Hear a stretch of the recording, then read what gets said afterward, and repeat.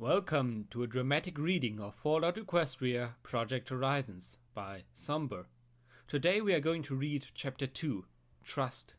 Our quote of the day is, "In the end, we all have to trust in something."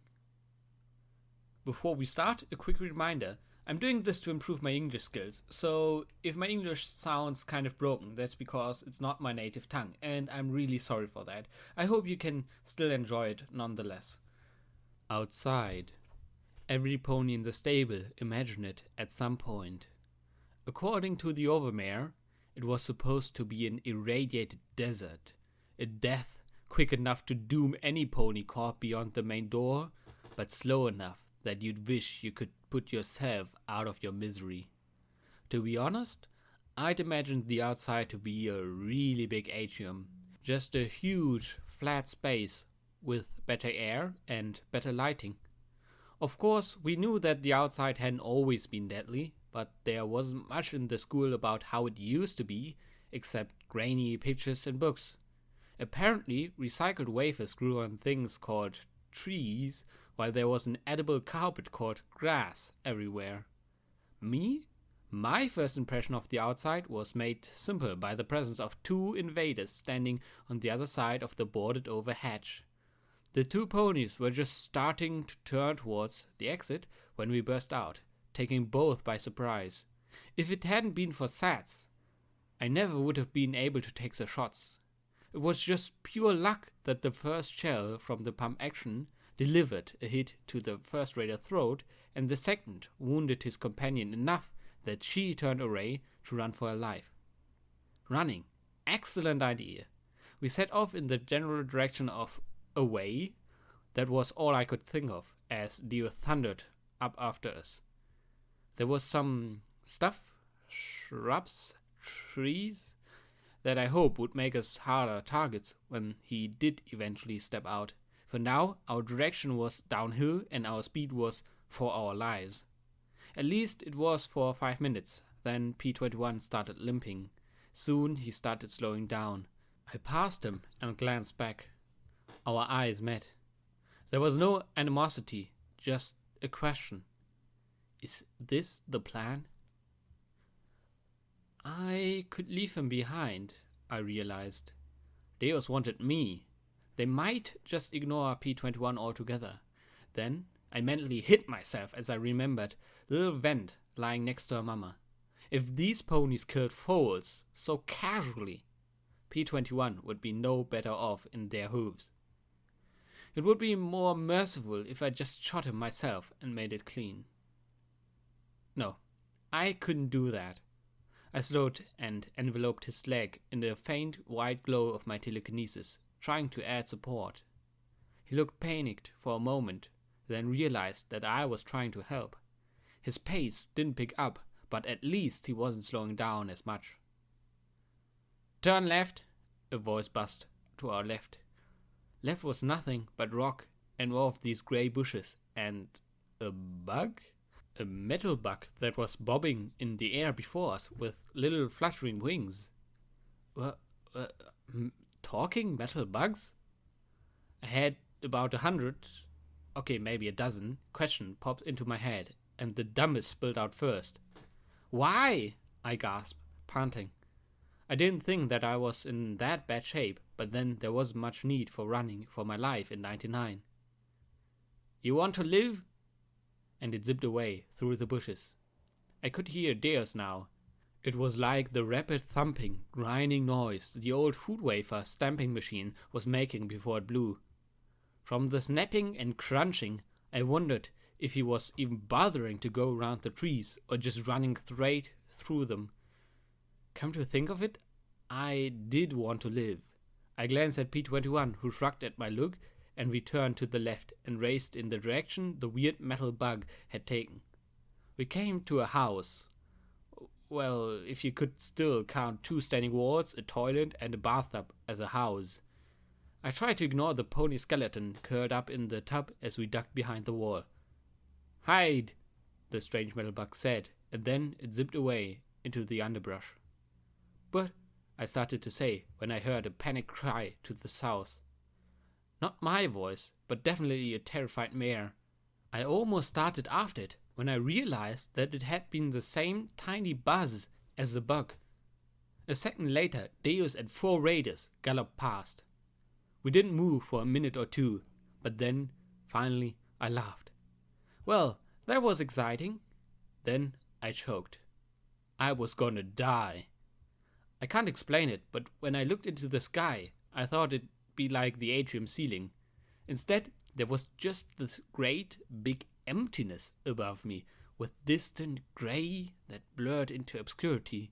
Despite my head being tilted back, I felt like I was looking down. My brain screamed at me that if I took so much as a step, I was going to fall into that immense nothing. I hate to admit that, but after everything I'd been through, it was just the simple sky that made me wet my barding. "Blackjack? Blackjack," P21 said, first with annoyance, and then with growing alarm. I barely heard him. I couldn't move. I could only breathe as fast as possible. Slowly, he reached up with his hooves and covered my eyes. Immediately, the sensation of up being down ended, and I fell over. I wanted to retch, but there was nothing to bring up. I made sure my eyes were in the dirt when I opened them. I could finally lower my breathing rate to normal levels. "Thanks," I said soft, sincerely. He could have just trotted off and left me like that. If I had left him behind, that's exactly how Deus would have found me eventually. There was another faint buzzing, and I raised my gaze enough to look at the little flying bug. Had I been out of it for that long?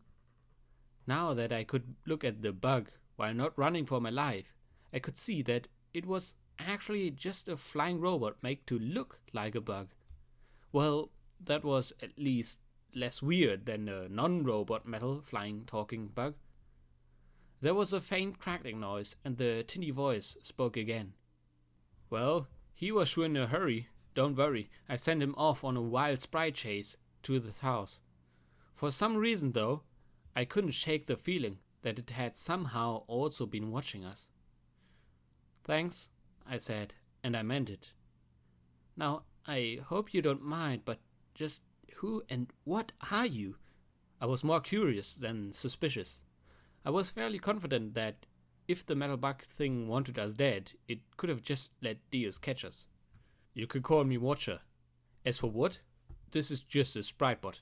You'll find them wandering all over the wasteland. I just took some in this area over when I noticed you two were helping each other."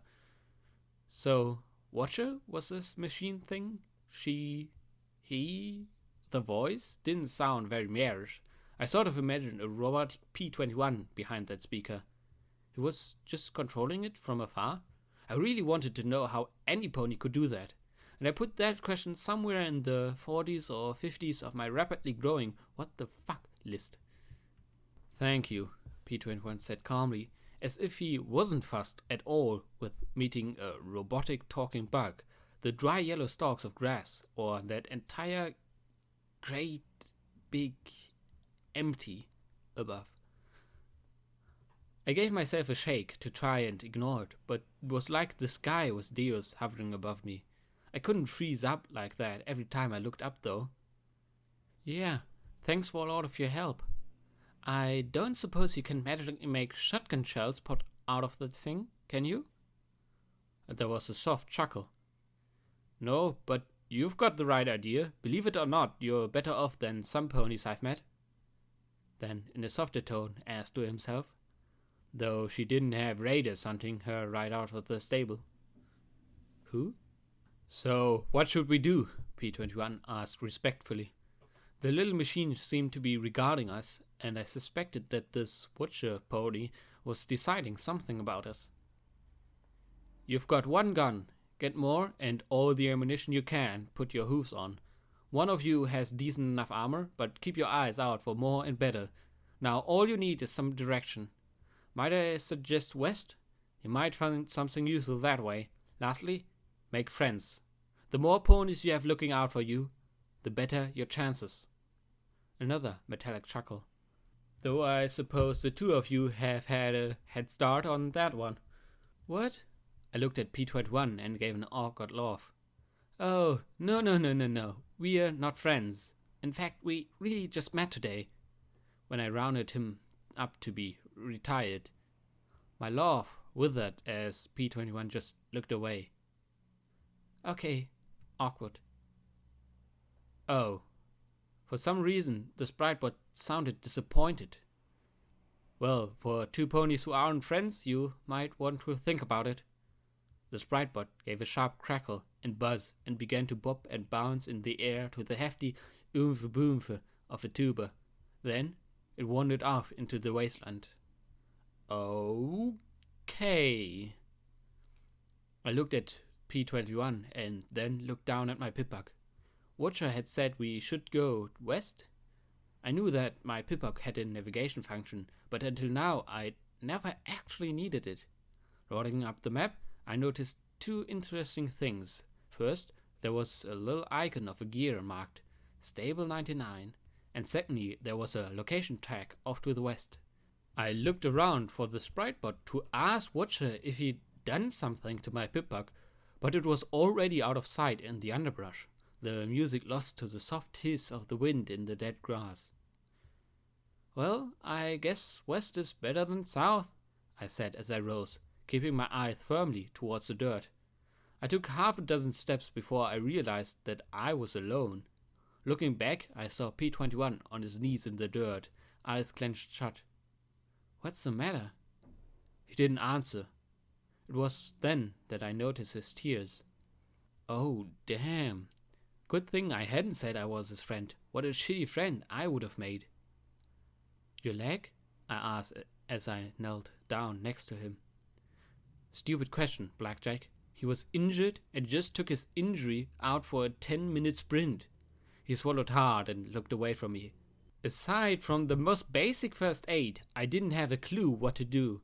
I had healing potions, but they were for immediate injuries. The kind of damage that had been done to his knee needed major magic. Well, lean on me, I said as I pressed my white shoulder against his blue one, and together we started hobbling in the direction marked on my Pip-Bug. For a few steps. He jerked away from me, then cried out as he fell on the side. I knelt beside him. What's wrong? You're not shot or something, are you? I don't, he muttered. Don't what? I said with my ears twitching. Voices. P21 started to answer, but I grabbed him and clapped my hoof over his mouth. There! That way! Please listen to me! Came the plaintive whine of U21. Shut up! Do all stable ponies whine this much? Please don't kill me, I don't wanna die. Please don't rape my ass, it hurts, don't do that. Bitch. A buck said sharply. Now hurry up! When we find the big guy, he'll decide what to do. U21 shouted a few more protests as they continued off to the south. I finally relaxed again, and then I noticed the blue pony shaking hard in my hooves. It looked almost as if he was having an attack or something. Oh, crap. Your leg, I'm sorry, I said as I got off him. Yet for the longest time he didn't move. He just lay there, shaking. I swallowed, looking to the south. Come on, we can't stay here. We need to get going. Do not tell me that I have to leave you here. He started to rise, his braced legs sticking out of the side as he started to hobble. East? Hey, where are you going? Watcher said to go west. He didn't look back as he slumped against a dead grey stump. Pain in his eyes, he glared at me. I'm not going anywhere with you. I stared at him. Really? I pointed my shotgun in the direction that the invaders had gone. You want to wait here for them? You heard how they were treating U21. Is that really what you want? He hung his head, hissing softly through his teeth as he clenched his eyes. Look, you're a smart pony, smarter than me. How long are you going to last on your own, injured like that? He took a long, slow breath. What should I do? He said so softly that I wasn't really sure if he was talking to me or not. What would he want me to do? He? He who? But before I could ask, he said to me, Fine, Till I can go on my own, I'll go with you. He tried to take a few steps, but at this rate we'd manage 50 feet in an hour. I moved up beside him and leaned my shoulder against his again. "Don't touch me," he blurted. Funny, I would have thought that a male would be used to being touched. Of course, when I pulled away, he nearly fell over. Again. He flushed, closing his eyes. "Please don't touch me." "A lot." Wow, he sounded like he was begging. Maybe he was hurt worse than I thought. "I'll try not to," I promised in a softer tone. I did my best to support him, and we hobbled to the west. Maybe we'd get lucky and run across a miraculously skilled unicorn surgeon who worked for free. I could keep my mind off the sky above, trying to work out the odds of that one. We had been traveling for almost 3 hours, and it felt a lot longer. There was no sense of time in the grey twilight beneath the rolling clouds. Walking shoulder to shoulder with P-21, I knew we weren't making good time, but it was increasing the odds that Deus wouldn't find us. I spent a little bit of time thinking about Mom and the stable. Had they cleared out the raiders? Who had died? It didn't matter, as I'd never see them again, but I felt homesick. I wanted to be able to look forward to Rivet's next game. I longed for my boring and uneventful night shift. I remembered how thrilled I had been at the idea of being on the surface and wanted to just kick myself. We hadn't come across anything too serious yet. Some fat, bloated fly things that had spat nasty thorns at us. I didn't waste rounds after the first one. The butt of the pump action was more than sufficient. Whenever I put my carcasses on my back, well, we'd have to eat at some point. Not that I was all that confident that they were edible, but they'd be better than air or dirt, or quite possibly better than the 2 centuries-old red grass. My Pipak's inventory system labeled the bloat sprite meat. There was even a value next to it. How the heck would my Pipak know the value, in a totally unknown economic situation, of a bug it had never seen before? I should ask Midnight how. Oh, damn it. I had to remind myself that this was my life now, but my mind kept going to the past.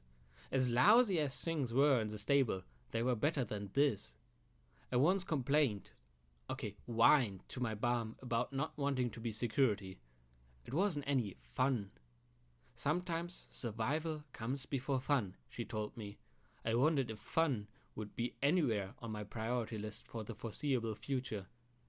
Ahead, the dead trees parted to reveal an immense, soggy field.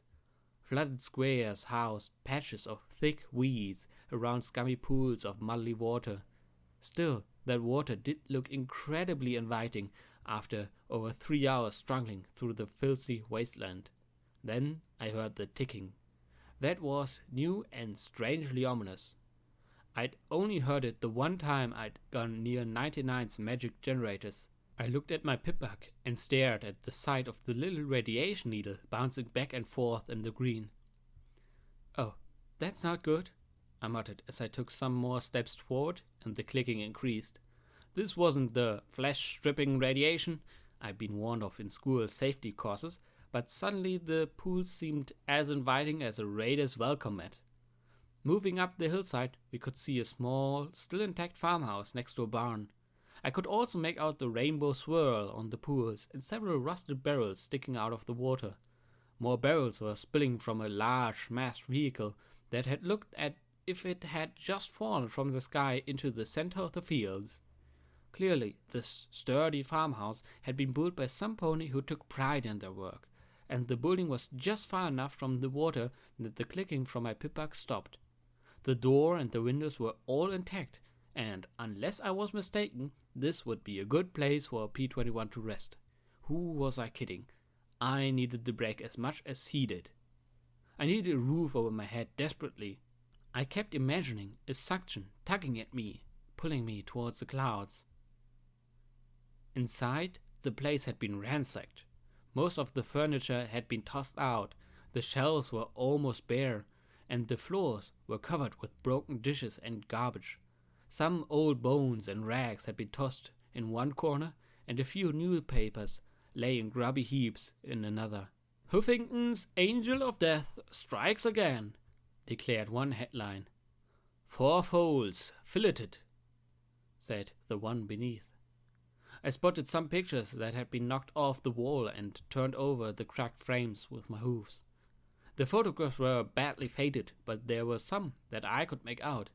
One of a mare and a huge buck wearing some sort of harness around his neck and a bandage around his waist. Kinky sex? I somehow doubted it. There was something off in the images for that. A picture of the same teenage mare with apples for a cutie mark carrying a filly with a bow. Foal sitter? Again, something about the image didn't sit right. An old mare smiling sleepily as she stood behind 3 foals dressed. What were they wearing? They looked like little monsters. Another of a filly wearing an old battered hat so enormous that it covered her head completely. But the 2 pictures that really threw me had the old mare next to a buck. There was a buck didn't shock me. An old buck. He was every bit as wrinkly and crooked as a mare. Clearly, the massive old hat eating the filly's head was his. In another picture, he was kissing the shocked-looking old mare on the cheek. 2 mares looking like older versions of the pair from before stood side by side in a smart-looking business attire. The large buck in the harness now wore a smart military uniform. The old buck pushed the old mare in a wheelchair. Family. They were family. Not the mother-daughter dynamic of Stable 99, but a real family. I could vaguely remember hearing about the old ways in history class, but seeing an actual happy family like that? P21 was looking at the pictures of the old buck and the uniformed Serbian with a shocked expression, one he quickly covered up in the second he caught my spy. "What?" he said defensively as he looked away. Goddesses, was she blushing? The mares were cute enough, I supposed. Something about the one with the 3 apples made me imagine a little fun flangspank. The male? No, what's the word? Brother? He was pretty delicious. I could really eat his apple. "Awfully cute," I said, giving him a playful wink. I needed to get his mood up. Hopefully it would take his mind off his leg, which was so swollen at the knee I was afraid he wouldn't be able to wear the brace. Of course, my intention went down like a red rose sundae. "Are all mares sex friends? Is that it?" "Huh? Where did that come from?" "I was just trying." "Don't you get it?" He lifted the black and white photo of the calm buck in the uniform. "Males as soldiers, husbands, brothers, not as breeding equipment." I tilted my head to the side, as I was now completely lost. "You see them, though, and cute? That's all you can say about them?" Pissiest male ever. "I was just trying to lighten the mood," I said in a softer voice. He blinked, then resumed his grumpy frown. "Midnight. Why couldn't I have run out of the stable with a beautiful dark unicorn mare? Really, if you were going to have a traveling companion, it'd be hard to beat that, or a pony with a sense of humor. Was that too much to ask?" There were actually a few other things in the room. A terminal sat atop a desk. P21 had to smack it with a hoof a few times before the green screen lit up. Next to it was a small safe on the floor.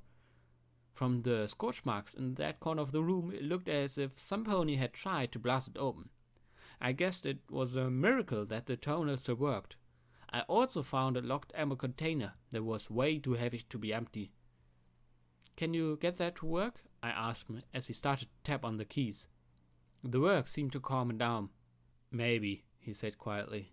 "Duct tape showed me a few tricks, and it looks like it's still pretty much intact." "You too close?" I said, now feeling genuinely curious. Maybe it was the pictures, Both Watcher's comment and what we had been through had made me wonder about this odd blue pony. For a moment I thought he was going to launch into a new tirade of anger, but it seemed like I'd exhausted his supply for now. Instead, he almost looked guilty. He didn't answer for a minute as he tapped the keys, and then he said softly, "She was close to me." He suddenly shut down the terminal and then started it back up again. Meeting my surprised look, he said in a calm voice, "I have to close it out. Too many wrong answers, and the terminal could lock me out permanently." And this was why I didn't touch terminals. "So she taught you how to do this?" He sighed and closed his eyes.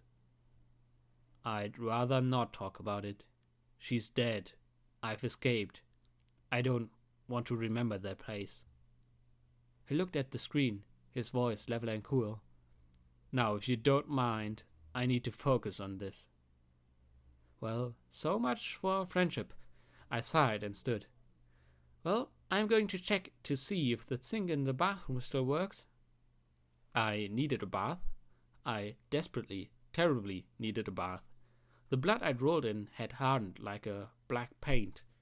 I smelled of blood, urine, and feces. I'd take one of Rivet's ice water baths right now if I could. Still, I hesitated a bit when my pip-bug notified me that the water in the sink was also radioactive. I wasn't going to drink it though. That would cut down some of my exposure, right? I found a rag, soaked it, and tried to scrub myself off as well as I could.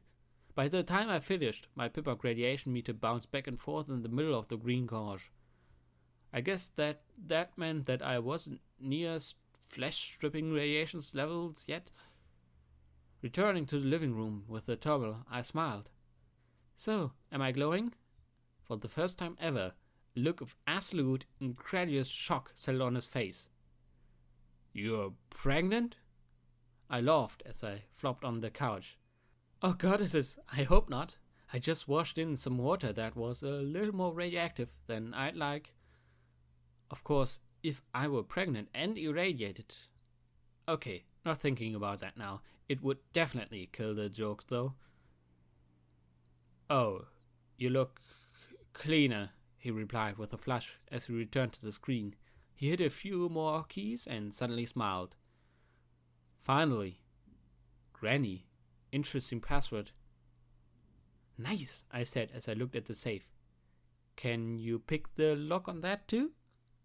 I suspected it wouldn't be easy for him. It was a safe after all. "Why?" He hit a key on the terminal and the click came from the safe. Okay, now he looked smug. It was a nice change from the stoic or pissy looks he normally wore. Then he looked at the ammo crate. "Now that I'll have to pick up and try." We swapped seats, him dragging the ammo box to the couch while I investigated the safe and terminal.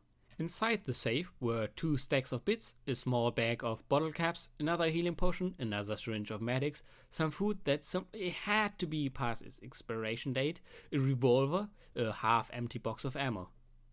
I just dumped it all in my bags for now, my pip-bug telling my inventory automatically.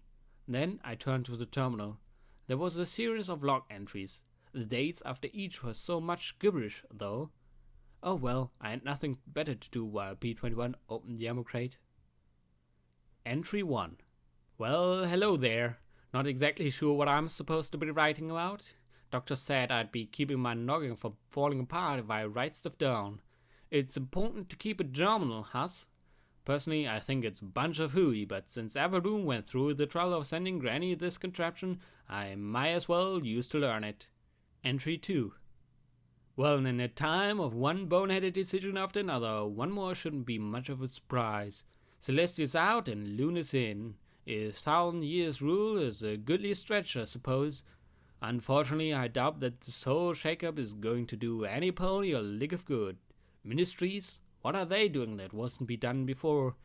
Heard they're going to remove the gardens, cause each one has to have their own headquarters or some such. Glad I retired when I did.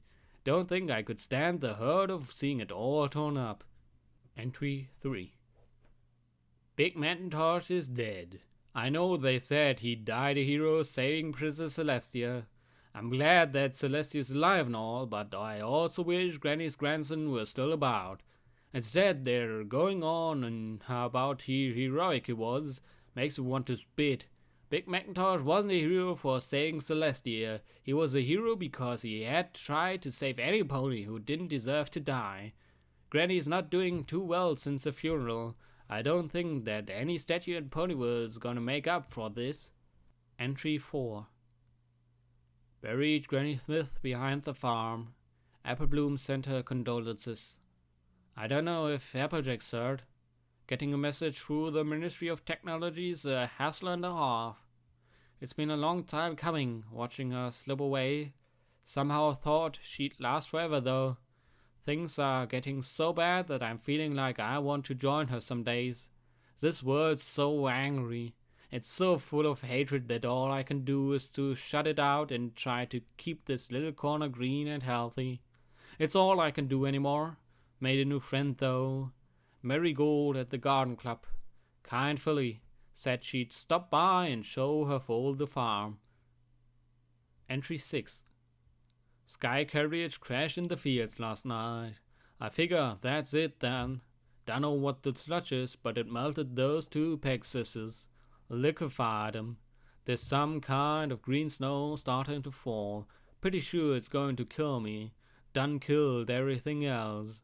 Ain't seen any ponies since that black mare snuck in the barn. Invited her inside, but she just skedaddled. Feeling tired now, but maybe that's just my age. Never wanted to live long enough to see all this. Just wish I had the strength to rest with Granny. Feels wrong dying like this.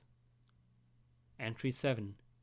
One generation passes away and another generation comes, but Equestria abides forever. Login, timeout, disconnecting.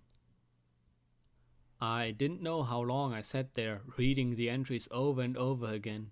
It wasn't until I heard the pop of the lid coming off the ammo box that I looked over at P21.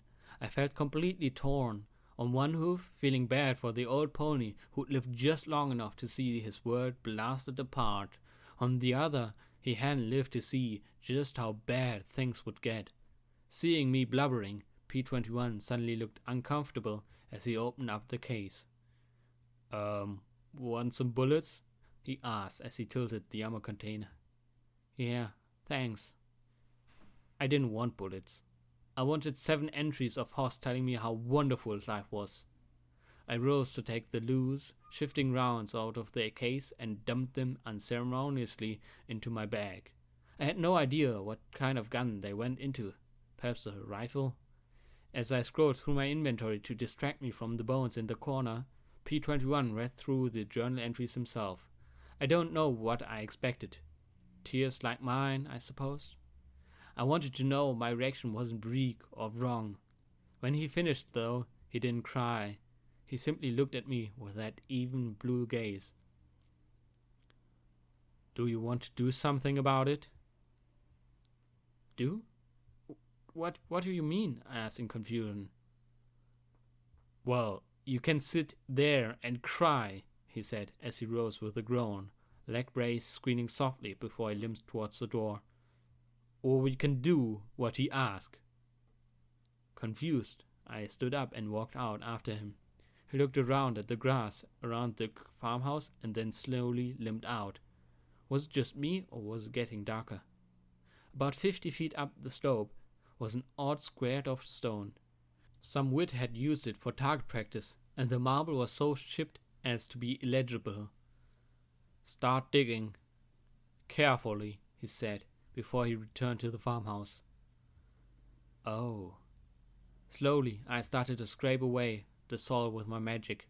It was hard work, and I was glad. Focusing on this, I felt my horror of that open darkness above me fading away. The nightmares of the attack dwindled away. I didn't see air duct's foal lying with her head nearly sawed off. I didn't think about Hoss' last moment. I simply thought of dirt as my horn's magic scraped away layer after layer. He returned just as my magic brushed against something more substantial. With great care, I levitated the dirt around the buried bones of the pony. Finally, I stopped. My horn hurt, my head hurt, my eyes burned, but I did feel a little better as P-21 laid Old Horse next to Granny. Then I noticed something in Granny's hooves, a little figurine of a cheerful orange pony I recognized from the pictures. Her hooves kicked at the air above her as she grinned confidently at me. Carefully, I levitated the little statue off the grave and gently brushed the dirt away from the tiny plaque at the base. Be strong. Looking at the orange pony, her little cowboy hat and 3-apple cutie mark, I couldn't help but smile. I wanted to be strong. I needed to be strong. I glanced at P-21, but he was simply placing the bones. Would it be okay? I asked softly. He glanced at me, then at the figurine, before going back to placing horse remains in the earth. I'm curious why you're asking me, he said, as he finished laying off the bones. He finished by placing a brown-mouthed chewed hat atop the old skull. Because you seem to know what's right, I replied. I felt so confused right now, I'd welcome any advice. I guess that depends on why you want it, he said as he sat on the edge of the grave, looking at me. I hesitated before I answered. For some reason, I wanted to be completely honest with him right now. If I'd come across this beauty just hours ago, I'd have swapped it for some treats, drinks, or sex. But now, everything was changed and different. Because I want to remember him. Because no one else does but us. I looked at him and gave a snotty sniff. And I've got to be strong. And I wasn't strong. Not really. I had a shotgun and an overactive productivity to use it. He looked at the figurine in my hooves for a moment, then said softly, Then I guess it'd be alright. As I looked at the figurine, a sensation settled around my shoulders, a focus driving away some of the terror and worries that were nibbling at the back of my mind. I carefully placed the figurine into my bag, and I was oddly happy that I didn't instantly have a value assigned by my pip-buck. Then we both stepped clear as I gently pushed the saw back into place around their bones. I even tried to put the yellow grass back down. When I finally finished, and my glow faded, only the faintest red smudge of light remained on the western horizon. Together, we returned to the farmhouse. The familiar alarm on my pip-buck woke me. I swung my limb at the end table once, twice, and then opened my eyes and blinked. There was no end table, because this wasn't my bed, nor was it my bedroom. I looked up at the ceiling. How strange to see one that wasn't grey, dull metal. Lying on my back, I traced my eyes along the cracks, and that was when it really sank in. I was outside. At once, I regretted leaving so soon. I'd been in such a hurry to get out with EC-1101 that I hadn't realized it might be the last time I saw Mom. Without Deus there and the stable sealed, I knew that eventually Mom would retake it. They'd do something about the overmare if she was still alive. Big if, and get on with life. But could I go back? With Deus still looking for me, what was to stop him from following me back in? He'd probably have some pony watching the stable and would come back the second I returned. I barely escaped once. Could I just lose my pip-buck? I didn't have any way to get my pip-buck off, and if I could, I probably wouldn't be able to find my way back. And it was possible that I'd annoyed Deus enough to have him be after me personally. And even if I dealt with Deus somehow, another big if, there was still the pony who sent him. If she could send one small army to invade my stable just to get the file, she could probably send another. No, I couldn't go back. Crap, why was I missing home now? My body wanted a hot shower. It wanted a meal in the atrium. It wanted to report to the shift change briefing. It wanted to find Midnight and see if saving her life got me under her tail. But all that was over. Done. I'd never see Midnight again, or Rivets, Daisy, the Overnier, Mom. And just like that, being outside sucked. And speaking of sucking, why were there red bars on my EFS? Shit. Slowly, I rolled to my hooves. P21 had to be the yellow bar next door. He refused to share my bed, looked pissed that I'd even joked about it. Did he really prefer to sleep alone? I retrieved my shotgun and carefully opened the door crack. "I'm telling you she's there," a vaguely familiar voice said. "I have a pip-up tag." Shit, I knew that whine. U-21. If he had my pip-up tag, he could find me. Was there even a range to these things? Every pony in security was locatable anywhere in the stable, if there wasn't some local interference. I activated Mom's tag. Nothing. Maybe it was blocked up by the stable walls. She better be. I've never seen deers this pissed before, a mare muttered softly. "If he'd listened earlier, we'd have her hours ago," U-21 started to grouse. "Will you two shut up?" a different mare hissed. "Let's finish this and get the damn thing. This is raider territory, and unlike Deus, we are tasty snacks to the freaks out there." They were coming down the hall. In a few seconds, they'd be at the door. Correction, 2 were coming down the hall. 2 were back at the living room. They reached P21's room. I heard the door open, my heart suddenly pounding. "Empty," one mare announced. I stepped to the side, and slowly the door creaked open. I saw the barrel of an automatic pistol, the mouth biting the grip, the eye searching me out. And then our eyes met. I suddenly saw a buck decapitated by my shotgun. I saw his head blown into chunks. I saw terror in the mare's blue eyes as she saw with certainty her own demise. I wanted to scream at her to run. My throat sealed shut. I wanted to shoot right above her head and make her flee. But I couldn't move my aim. She turned that barrel towards me, and in her eyes I saw the doomed look of a pony knowing they acted in futility. I pulled the trigger. 8 pellets of lead traveled less than 2 feet, turning the firearm into scrap and her lower face, throat, into a pulp. She made a noise, not exactly a scream, with all the bubbly froth coming from her.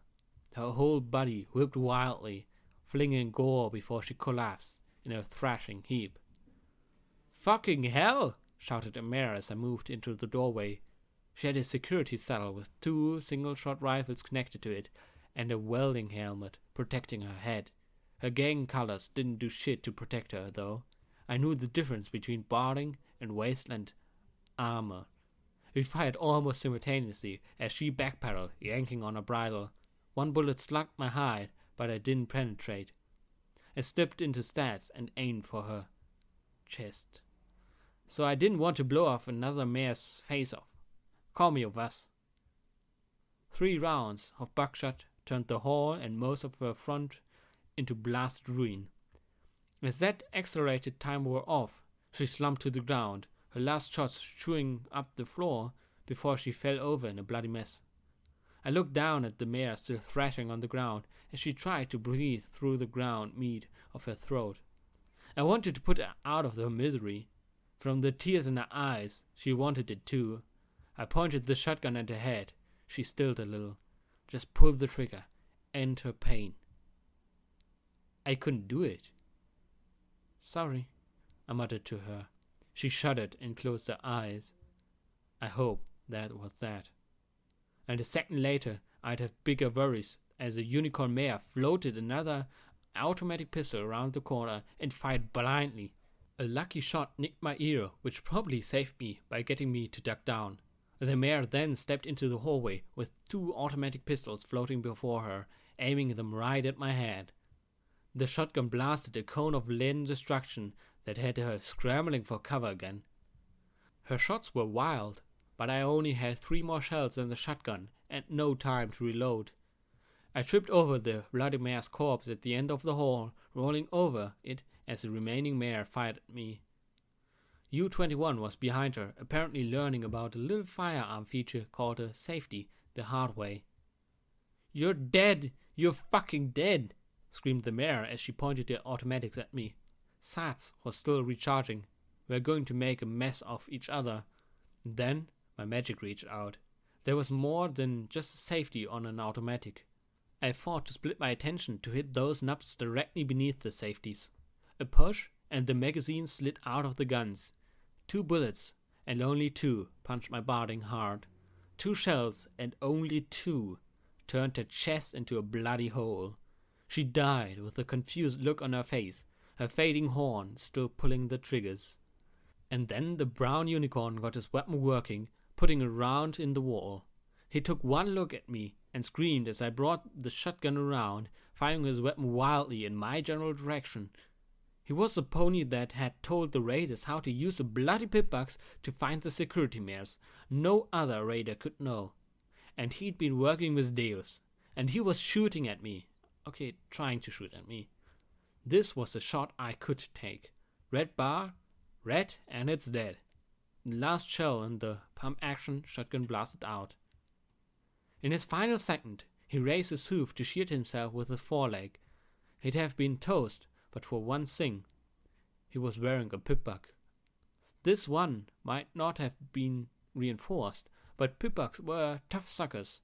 The blast was virtually point blank and the lead shot didn't have time to spread, almost entirely ramming into the device. The unicorn found himself peppered with wildly flung shrapnel, but not turned into a smear on the floor. Screaming, he raised his hooves to his ears and rolled back and forth. The arcane device still attached to his leg was now so much as sparking metal. Breathing hard, I reloaded as quickly as I could. He'd flung his gun when his focus snapped. I couldn't risk him getting it again. I lifted the reloading shotgun. P-21 was shouting something, but there'd be time for that later. Then I got shot in the ass. The sudden bloom of pain in the back of my leg scattered my thoughts as well. Damn it!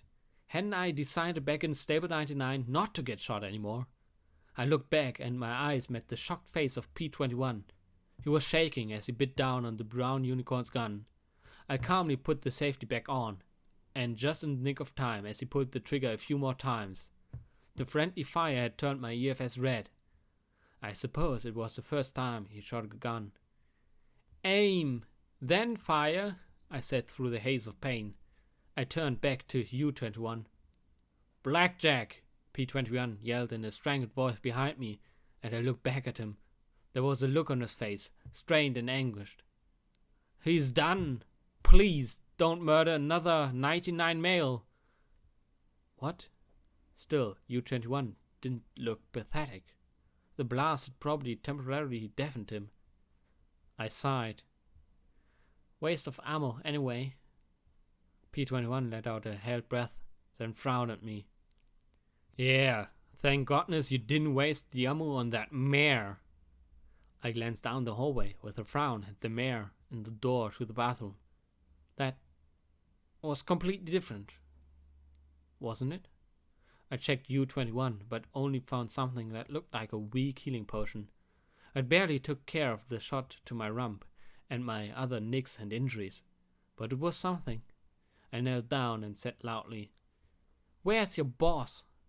U-21 whimpered, curling up into a fecal-smelling ball. He was going to be useless. "Let's go." P-21 stared at me.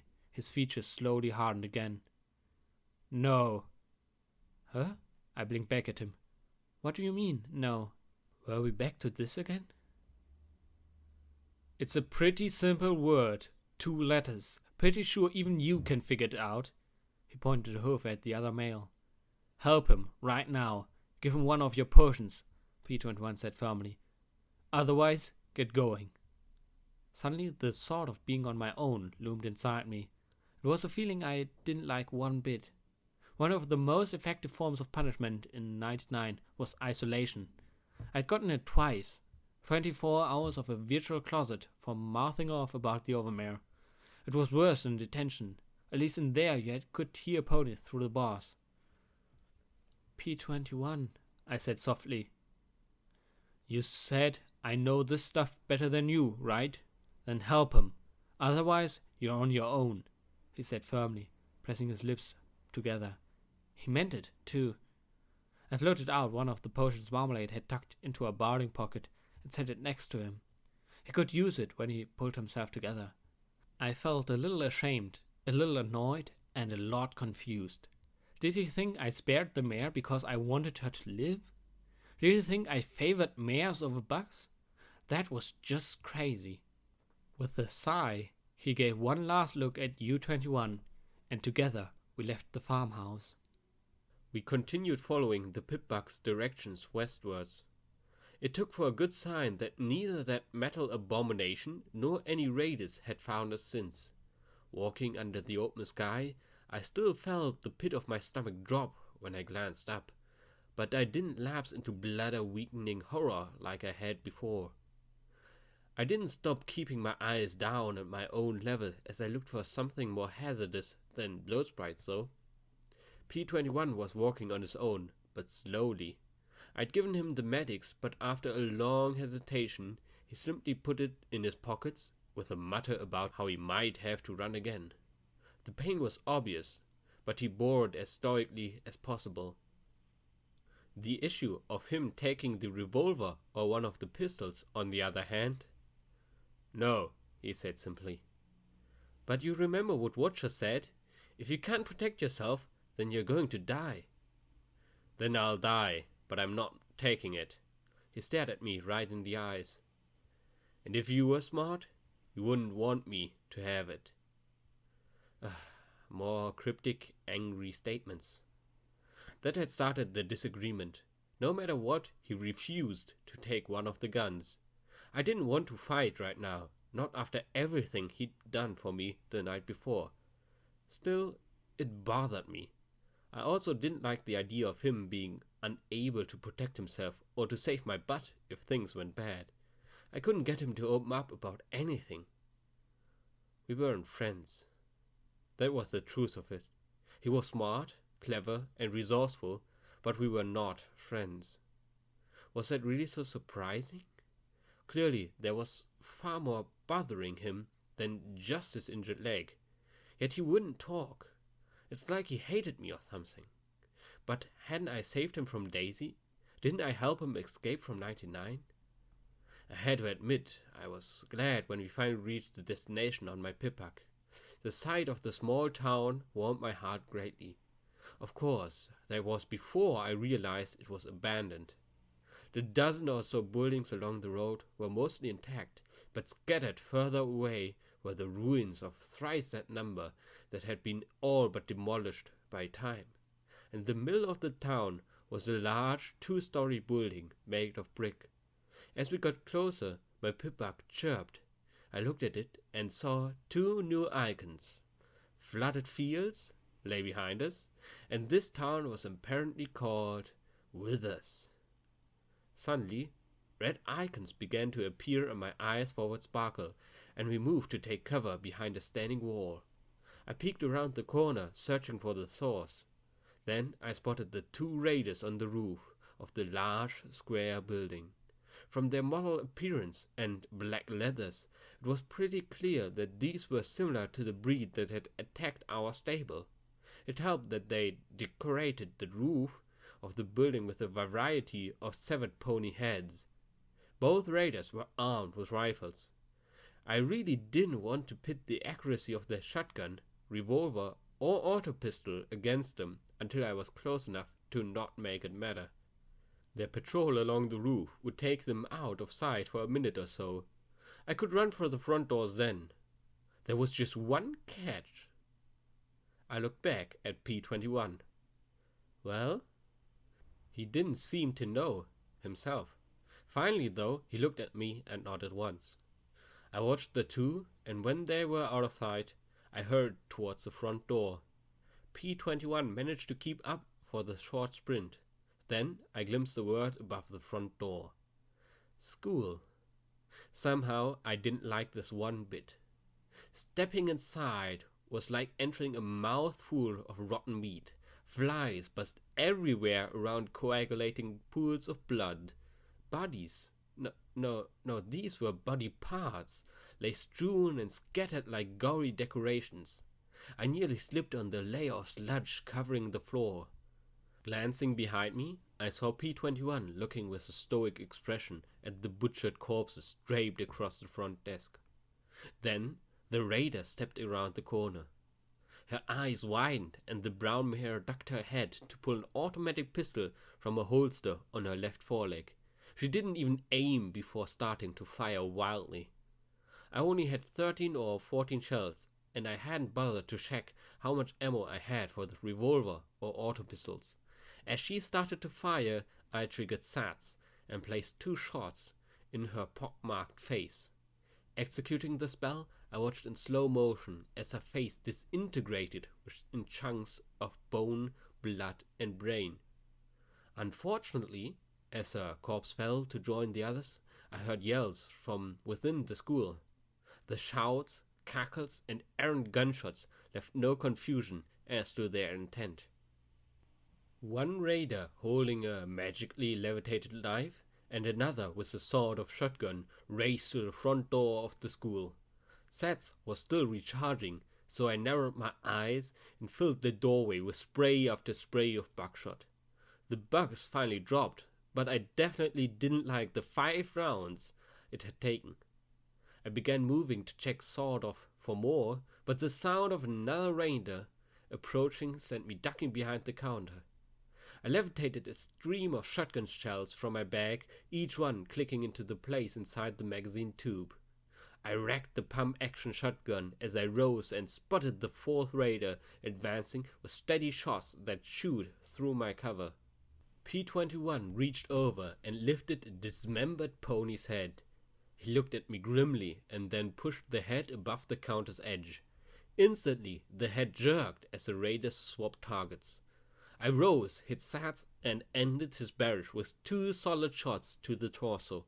P-21 immediately dropped the head and wiped his hooves on my barding. I just looked at him for a moment, wondering if he really just did that. Then he flushed. Sorry. There weren't any more approaching at the moment, though my EFS detected at least half a dozen further in. It also identified some non-hostiles. I ran from slain raider to slain raider and simply unloaded whatever they had into my bags. At least half of it seemed to be trash, but my Pippa handled the inventory well enough. It even displayed the approximate weapon quality, and no surprise that most of these weapons were junk. Unfortunately, Sawed-Off had apparently never heard of proper ammunition care, and the few shells she had would probably be more dangerous to any pony trying to fire them than whatever they were being aimed at. Glancing back to make sure P-21 was behind me, I advanced down the central hallway, looking to the left and right and trying to keep track of the red marks ahead of me, alert for rapid movement that suggested they were charging. The raiders had spared little effort defiling the school. Most of the posters meant to motivate learning were defaced or torn down. Ruined books covered the floors and heaps of moldy paper.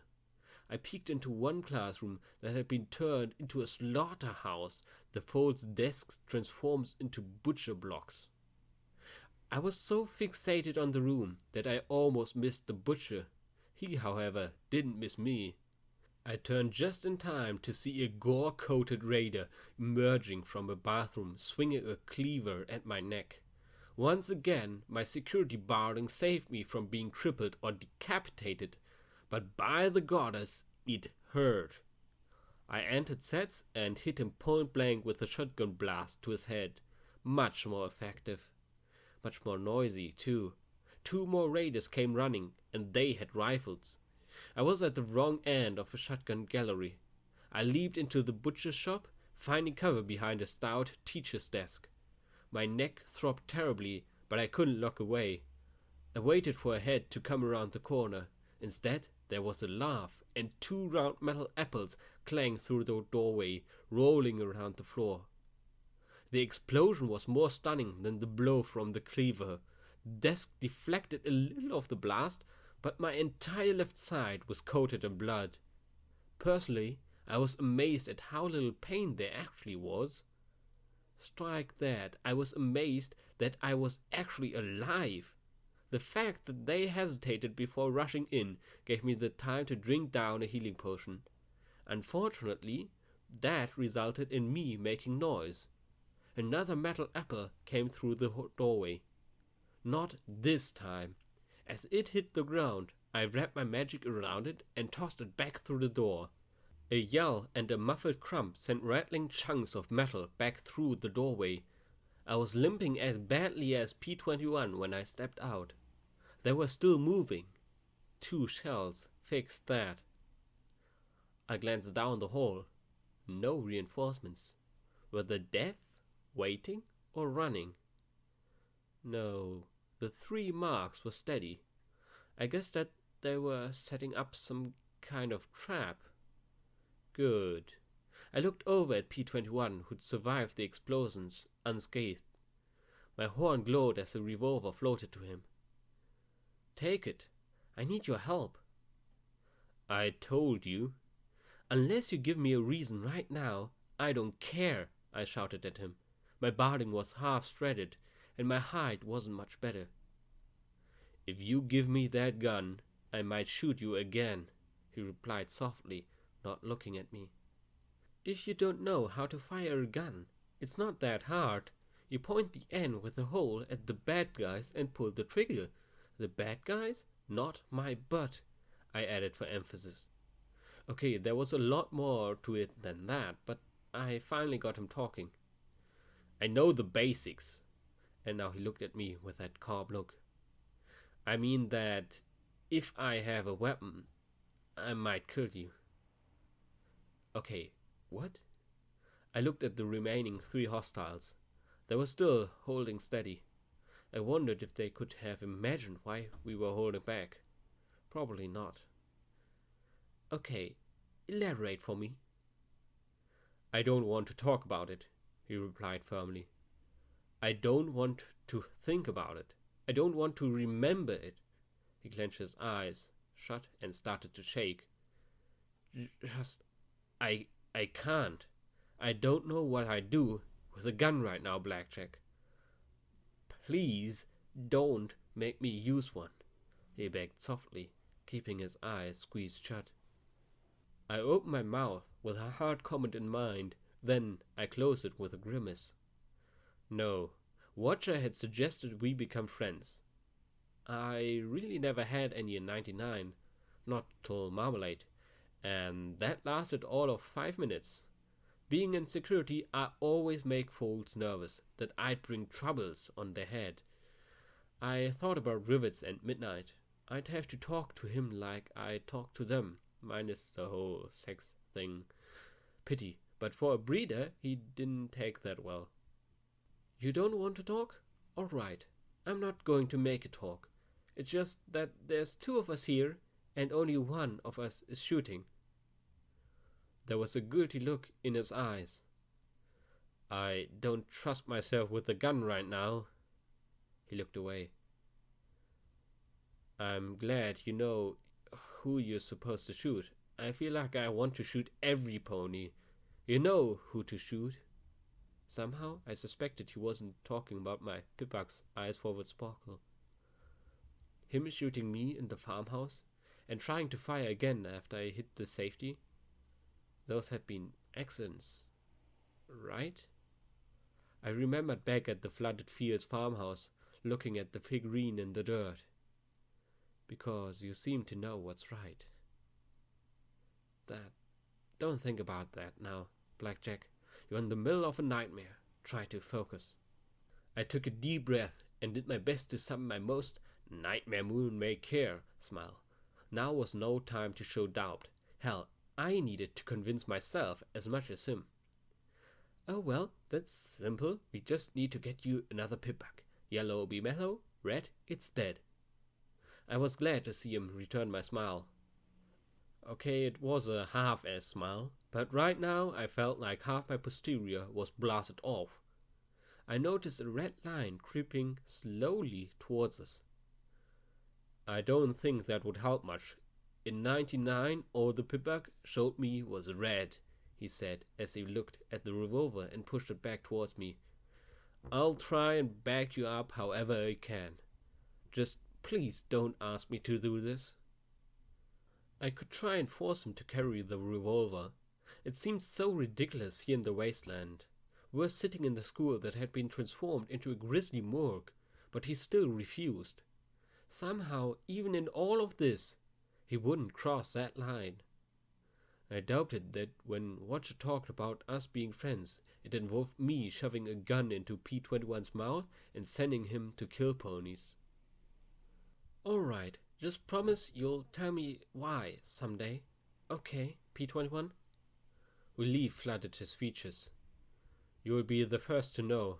Probably because you're the only pony in the wasteland who has a clue what 99 was like, but still, first to know. He was trying for a joke. It was so precious. Great, I almost couldn't help but laugh. Almost. I watched as the sneaking raider poked her face around the corner. I had to admit the expression on her face was pretty funny. I smiled right at her, despite the apple-shaped bomb in her hooves. I looked right into her jaundiced face and yellowed eyes with her tiny pinprick pupils and gave a little shake of my head. The shotgun floating 3 feet from her head probably helped. Instead, my pibak tag swapped from red to yellow as she dropped the bomb and raced for the exit as fast as her legs could carry her. Somehow the sight of a raider running from the two of us struck me as unbelievably funny, given that I was blown half up and P-21 was unarmed. I couldn't imagine what the sound of my laughter would mean to all the raiders. Alright, let's finish this, I said as I walked past the apple bomb, carefully moving it inside the classroom. Sure, it looked simple enough, but I sure did want to touch it. I had no idea how big a boom it would make. I preferred weapons with a more predictable area of destruction. I made my way towards the second classroom. As I neared the door, one knife-wielding raider sprang at me. Knife was a shotgun. Really lousy odds for her, but it cost me 2 of my 4 remaining shells. Only 1 raider remained with the friendlies. I trotted past more scattered filth, heedless of the risk. At this moment I just wanted it over with and cleared. The other classroom had a pen of sorts, constructed in a chain-link fence in the far corner. Within were a half-dozen filthy, terrified-looking fillies. The raider crouched behind them. "Cunt," he said, then gripped a stem of the apple bomb with his foul brown teeth. What was it with raiders and their word? Still, something felt off. He wasn't acting suicidal. He was acting cocky. Then again, if I shot him and that apple thing exploded, then this would definitely have an unhappy ending. Carefully, I shifted the shotgun into my front hooves and turned it to place a trigger in my mouth like I'd seen other ponies do. Then I slowly advanced. It had to be the most awkward approach attempted in pony history, but it was working. His grin wavered as he looked confused and then worried. Finally, I took a step too far and he yanked the stem from the apple. Or rather, tried to. My horn glowed as I focused all my magical strength on that little stem and keeping it connected. Step by step I moved up till the barrel of my pump action pointed through the chain link. I tried to make eye contact with the foes, looking to the floor. 1 or 2 caught the look. "Get down, girls," I said around a mouthful of trigger. They hit the deck, and his eyes widened in panic. Sats ensured the shots would go where they were needed. My last 2 shots rang out, and his ribcage vanished. The assorted viscera within came slithering out in a messy heap over his hostages, but at least they were still alive. Suddenly, the girl started screaming. Then there were 2 bangs from behind me, and an explosion, and everything turned white and then dark. I was still alive. This hurt way too much to be death.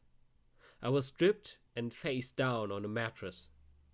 He'd warned me that he'd try to kill me. I just didn't actually expect him to do it. I heard voices and glanced over to see P-21 surrounded by the nervous fillies eating some of the 2-century-old food from the farm, as well as what I assumed were the raiders' supplies. Apparently it was still edible. A small fire crackled in the trash can next to them. The foals all wore ragged cloaks draped over their flanks.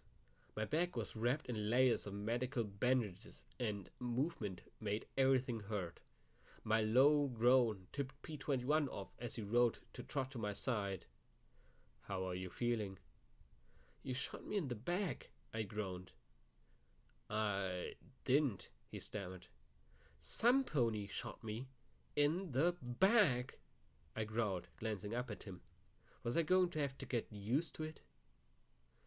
"He really didn't, ma'am," a little filly said, trembling slightly. "See?"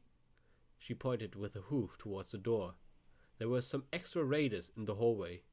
"The one you spared must have gone for help.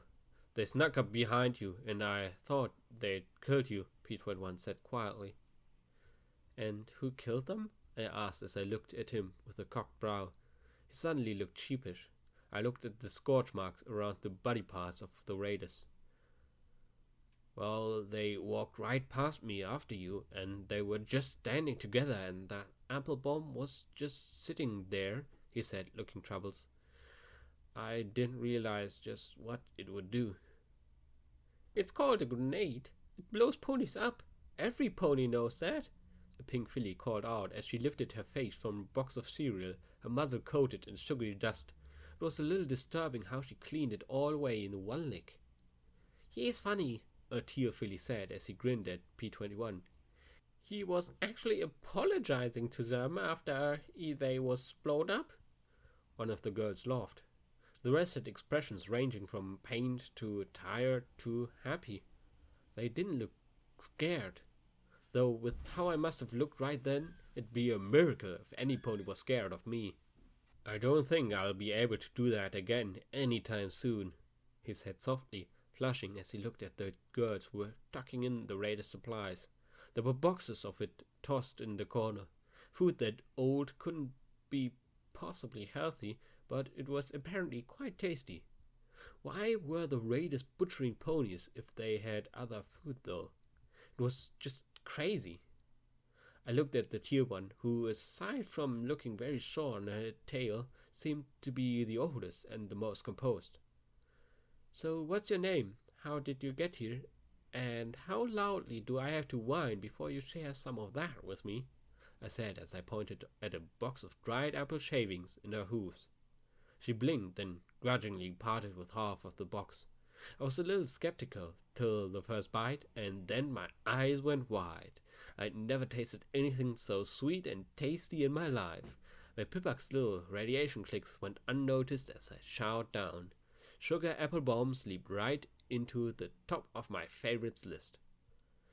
"As for my name, I'm Scootle. Them raiders grabbed us while we was looking for stuff for the refineries."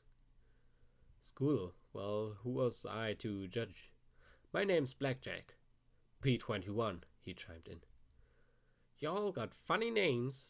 That seemed to count in our favor. The teal pony lifted the box of sugar apple bombs and put them into her mouth, chewing frantically before letting out a loud belch, but to the giggles of the other fillies. She pointed to P-21. "He's got a great nose for finding stuff. Got into that safe in the office and everything, just clicking open. Y'all should join up with him." He nudged a duffel bag closer to me. "There weren't any shotgun shells, but there's another automatic pistol and some ammo." He seemed a bit put out about finding a gun in school. "The nurse's office also had some bandages and stuff, but we used most of it for you." "Thanks," I looked at Scootle. "So, what's a finder?" I asked as I felt the most wonderful buzz running through me. The look she gave me suggested I was an idiot for not knowing this bit of information. "We're not from around here." "Stable ponies, huh? Don't know nothing." She shook her head in disappointment, then adopted a lecturing posture and a tone so like the of mare that I fought not to giggle. Finders are a bunch of ponies what find stuff. They trade and swap for the darndest stuff, even junk, but they pay good for ammo, weapons, and anything we find that we don't use. They trade us with almost any pony.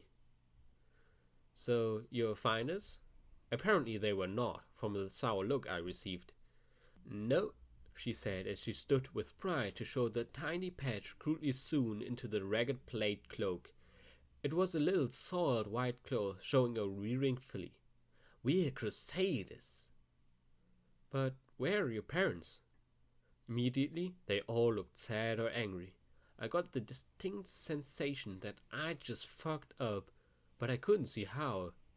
If they were kids, they had to have some pony. Right? P21 answered me in a whisper. Blackjack. They're orphans.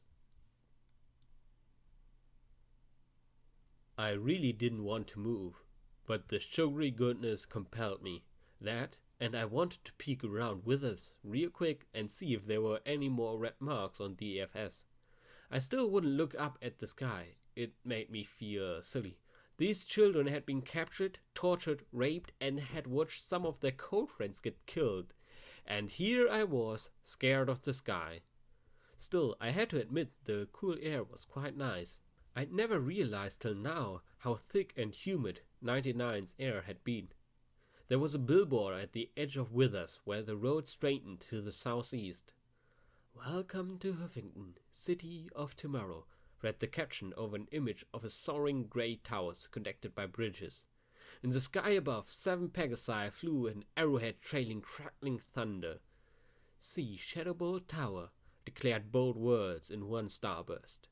Home of the Huffington Reapers, announced another burst next to a grinning gap-toothed cartoon bug in a black helmet. To a Robonko's headquarters, free for fillies and colts, a little robot pony said with a wild smile. There was one thing off though. Written across the billboard in a faded red spray paint was, Abandon all hope, ye who enter here. Not exactly the best advertisement for the city. I could barely make out an eerie green light far in the distance down the road. The plinking of a piano and the twang of a banjo filled the night, preluding the Spritebot's arrival. I narrowed my eyes as it bobbed through the air past me.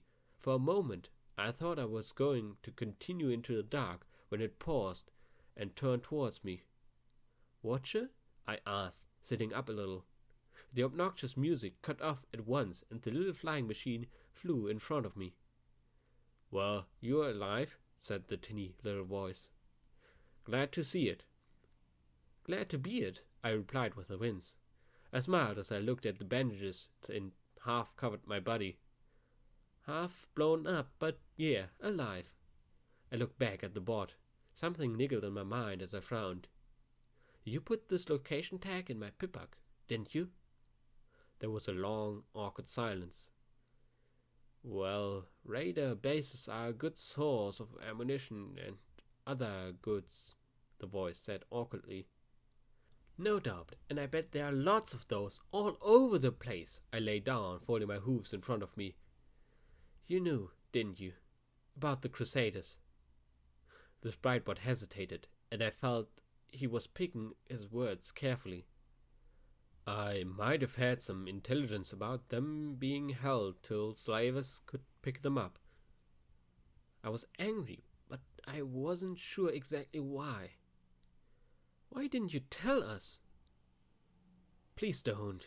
Do you have any idea what it's like to tell people 6 fillies are being held by raiders only to have them turn and run the opposite direction? Or worse, kill the raiders and sell the foes to slavers themselves? There was anguish in his voice that said he knew all too well. I just wanted to point you in the right direction and hope it would work out. I sighed as I lowered my chin to my hooves. Do me a favor. Next time, tell me, all right? The Spritebot hovered a moment longer, then resumed playing the banjo as it bobbed into the night. Footnote: Level up. New perk, telekinetic precision. You've got a steady horn on your head for when you need to count sand, thread a needle, or keep a pin in a grenade. Okay, this was chapter 2 of Fallout Equestria Project Horizons, and I'm really sorry for the kind of break in the middle at page 14 where I did a recording pause, but after pausing the recording, I got terribly sick, and I'm still kind of in recovery right now. That's why my voice is sounding so strange right now. Yeah, I just wanted to apologize for my voice sounding so strange right now after being sick and everything, but I'm happy we got through it. Yeah, I hope I'll see you all in chapter 3 of Fallout Equestria Project Horizons.